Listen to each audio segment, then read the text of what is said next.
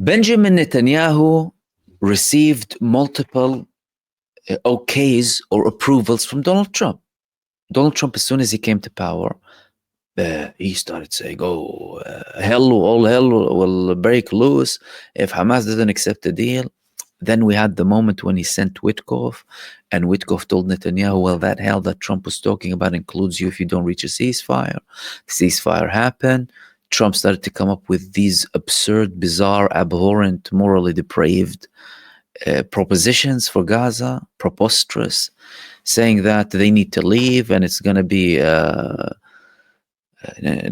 state, basically, or, another Mar-a-Lago. It's fine to do, okay. And the people will leave and we're going to turn it into one wonderful place.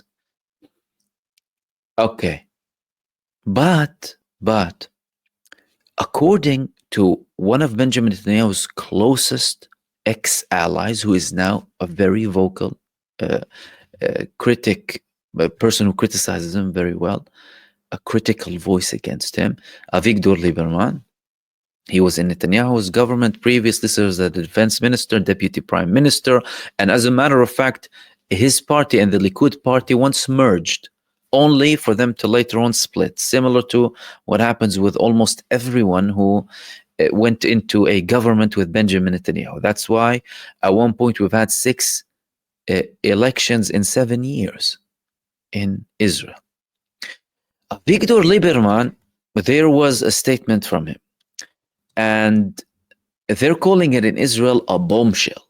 This statement is a bombshell coming from Avigdor Lieberman. What is this bombshell coming from Avigdor Lieberman? He was speaking about the United States and Iran, Gaza, and he's saying Netanyahu doesn't have any intention of attacking the nuclear program in Iran. It's all talk, all nonsense. And we are at a boiling point. Violent discourse is rampant on the networks. I mean, we spoke about some of the things that are being, mentioned and posted in Israeli social media, much more on other social medias too, and comments, of course, on news and updates. But the bombshell, according to Avigdor Lieberman, is not any of that. Is the fact that he went and he visited an American official who is very close to Donald Trump. And according to that report, after he met with this official who was very close to Donald Trump, he said, well, I spoke with Saturday, an old friend in Washington, is very knowledgeable about American politics. He told me serious things. He said that Bibi is starting to get on Trump's nerves and that he is starting to lose patience and attention to Israel. This has far-reaching consequences. We see that Trump is not counting Netanyahu nor Israel. They are going to conduct negotiations with Hamas alone without taking us into account. This is a little bit different than what we're seeing. This is a little bit different than the statements of Donald Trump, this full support, this criticism of Hamas, all of these plans, the all hell will break loose and get them out now and free them but there is something to it. Why is there something to it? There's something to it because, number one, Witkoff was reported to tell Benjamin Netanyahu that the hell includes you if you don't get a ceasefire. Okay, we got in, Israel broke it. All right. Then there were other things too that indicate that Trump wasn't necessarily relying only on Israel in terms of the negotiations, in relation to the negotiations. Why? Well, because they had direct talks with Hamas at one point, didn't they? Adam Bowler, who called Hamas nice guys, they're just like us, nice guys like us. I spoke to you about the Knafi report, right? Knafi and orange juice after midnight between Hamas and US officials. They got a little bit peckish after midnight negotiating. And clearly that means that Donald Trump was not necessarily relying on Benjamin Netanyahu to reach a deal because, well, he wants a deal at the end of the day. They don't want this to go on forever. That's an argument. The other argument is, of course, well, they're still providing them with weapons, he's still supporting them endlessly, which is valid and accurate, but that doesn't necessarily always reflect what happens behind the scenes. What happens behind the scenes is a little bit different than what we see in the headlines or by the statements. Now, did these things happen before? They did. They did happen with the Obama administration. They happened with the Biden administration too. Over a year ago, there was this call that happened between Joe Biden and Benjamin Netanyahu when Joe Biden was reportedly swearing at Benjamin Netanyahu and SOB and this and that.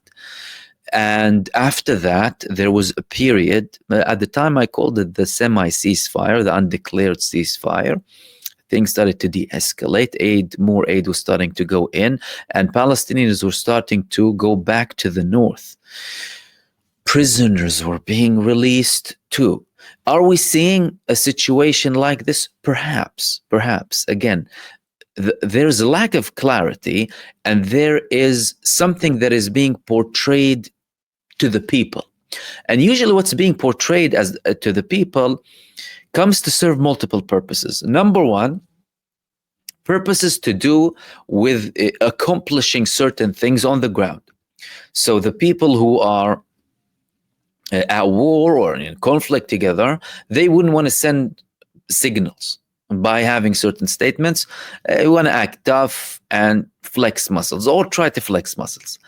They end up looking like a fool, like fools at one point, especially with how many times Donald Trump did a 180, and Benjamin Netanyahu himself did a 180 before.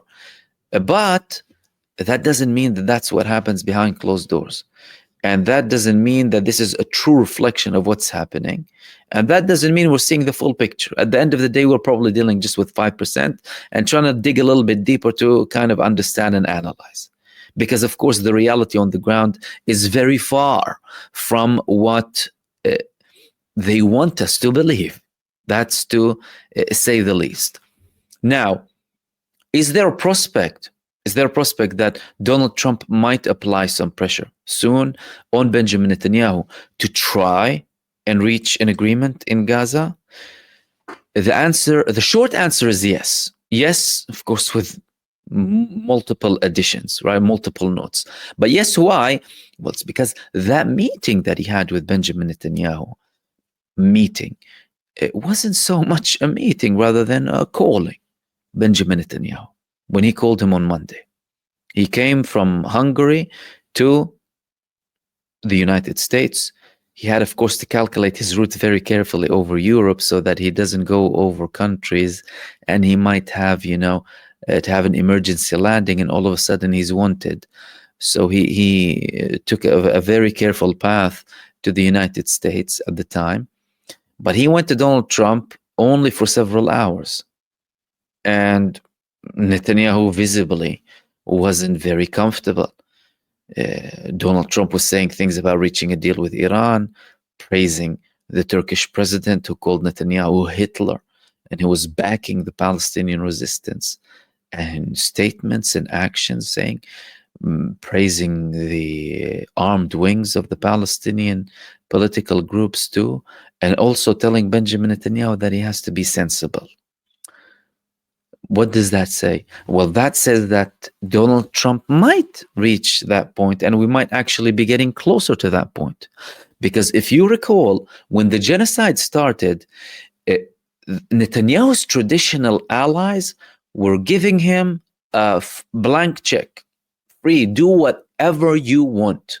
They weren't counting the children. They weren't counting humanitarian aid. They weren't counting Gazans. They weren't counting anything. And it's as if the 1-ton bombs that were landing every single day, killing 600, 700, 800 people, up to 1,000 people a day. By the way, the first few days of the genocide were the worst in terms of casualties per day, if you recall that time. But Israel's traditional allies, they weren't saying a word. Nothing. Why? Because they gave Benjamin Netanyahu a time limit. That time limit was reported to be 30 to 40 days at the time. After that, we started to notice a shift. They were still despicable in their approach towards Israel and ignoring and denying the rights of the Palestinian people. But all of a sudden, people started to question, to ask. And Benjamin Netanyahu was being put in a more difficult position. So there could be a point where, well, now Netanyahu broke the ceasefire. Of course, the United States is still backing them. At the end of the day, it's proven that the Palestinian resistance cannot be defeated inside of the Gaza Strip. And Donald Trump isn't able or isn't in a position to always keep that front open. And we might reach a stage where he would tell him enough is enough. Now, is that going to sit well with Benjamin Netanyahu? And is that going to be in line with his plans for the future? Netanyahu is at the end of the day planning to remain there up until October 2026. In 2026, October, you're going to have a new election inside of the state of Israel. Netanyahu now, he's already taking multiple steps, not only to obstruct that, but people in Israel are saying that he wants to cancel elections.